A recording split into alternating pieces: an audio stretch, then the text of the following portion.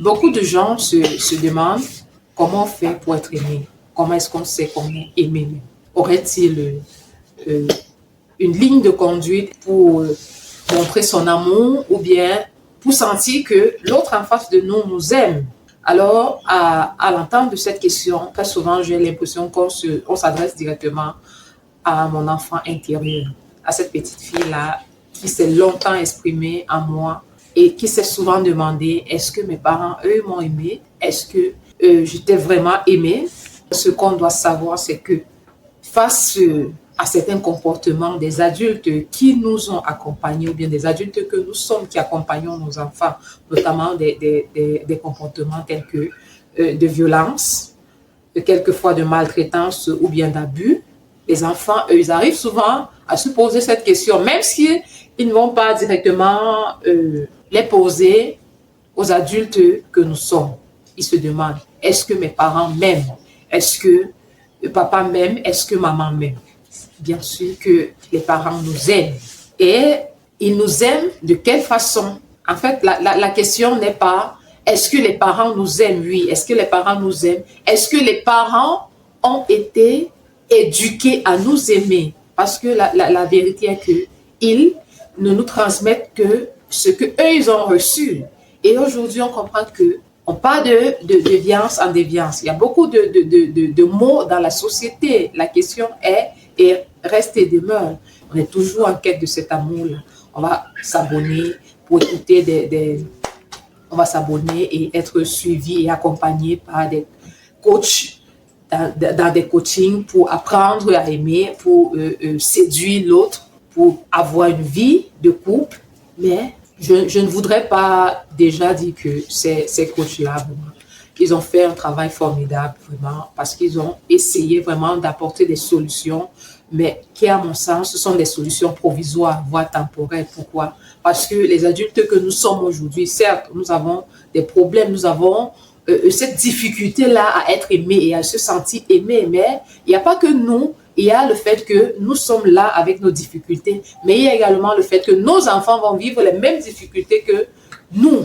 Alors, je voudrais vraiment avec vous, dans ma chaîne, dans mes vidéos, aborder les choses de façon différente. Cette problématique-là de l'amour, parce que ça intéresse tout le monde. D'ailleurs, c'est un besoin fondamental, le besoin d'estime, le besoin d'être en lien avec l'autre. Alors, sachez que ce besoin, il est validé. N'ayez crainte, n'ayez peur, n'ayez pas peur de vous exprimer, de vous sentir mal parce que vous ne vous sentez pas aimé, de vous sentir mal parce que vous-même, vous n'arrivez pas à vous donner cet amour-là et quelquefois même d'être à la quête, d'aller ailleurs, à la recherche de solutions. C'est quelque chose qui est absolument normal. Mais aujourd'hui, je voudrais déjà qu'on arrive à s'interroger déjà sur l'enfant que nous avons été, sur nos manquements d'enfant que nous avons été.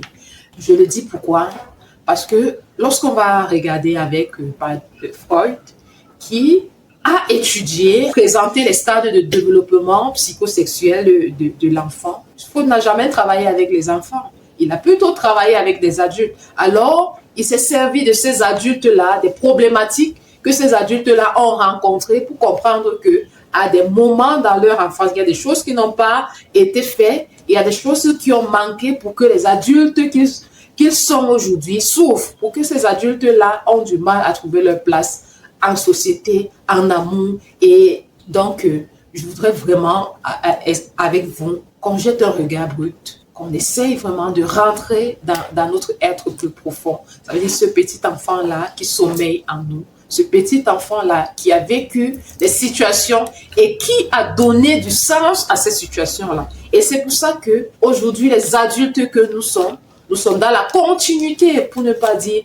nous continuons à vivre dans le même sens que c'est l'enfant que nous avons été, avons donné aux situations que nous avons précédemment vécues.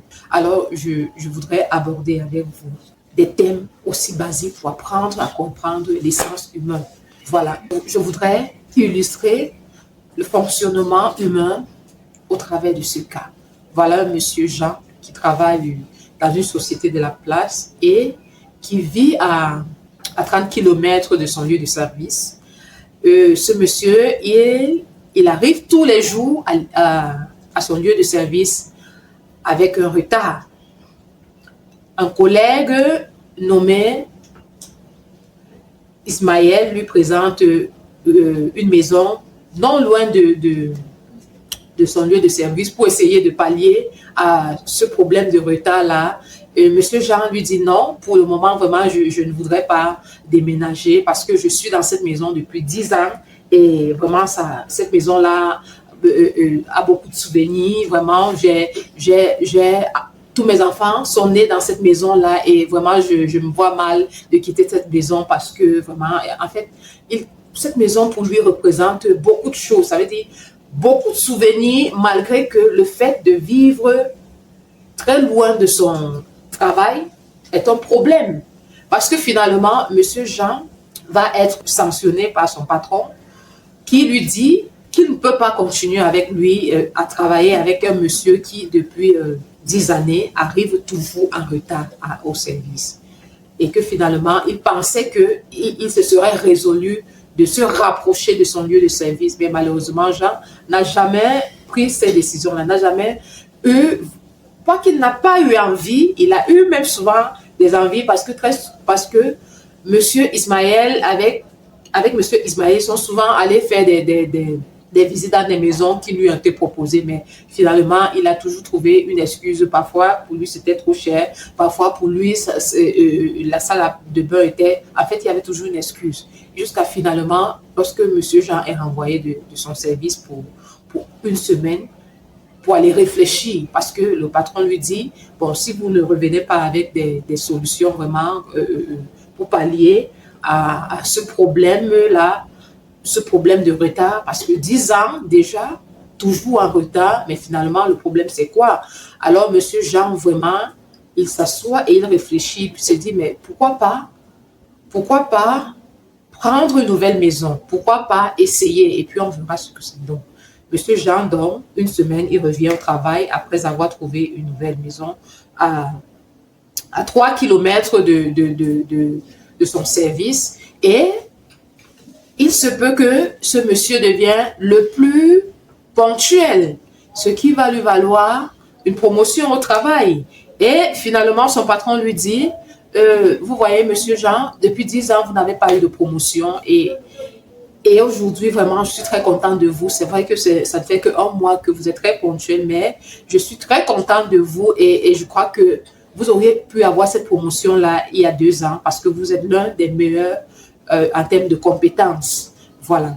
Donc, vous voyez ce cas de Monsieur Jean, c'est exactement comme ça que notre cerveau fonctionne. C'est-à-dire qu'on a cette maladresse ou bien cette habitude-là de rester dans des schémas qui nous sont connus, tels que Monsieur Jean.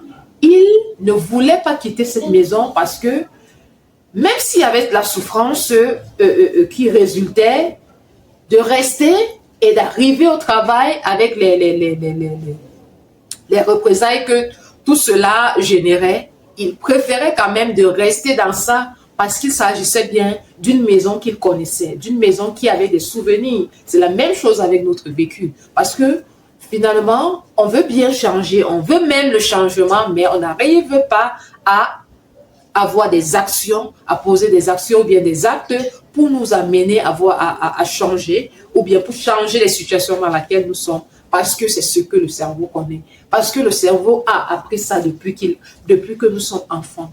Et aujourd'hui, vraiment, je suis là, vraiment, pour vous amener, pour vous accompagner, pour vous tenir la main, pour vous inviter vraiment à écouter cet enfant-là qui est en vous, à écouter votre petit enfant, à écouter ses plaintes, à écouter ses problèmes, les problèmes dont il a vécu, et enfin à lui donner du sens pour pouvoir comprendre que, en ce moment, quand vous étiez petit, oui, les solutions que vous avez prises étaient normales parce que la situation dans laquelle vous étiez imposait ces solutions-là. Donc, l'absence de cette maturité qu'aujourd'hui vous avez ne vous permettait pas de prendre des solutions autres. Mais aujourd'hui, vous êtes adulte, alors nous sommes adultes et nous sommes dans un contexte différent. C'est pour cette raison qu'on va souffrir des solutions que nous avons prises étant enfants, parce que le contexte ne correspond pas. Alors je vous invite vraiment à me suivre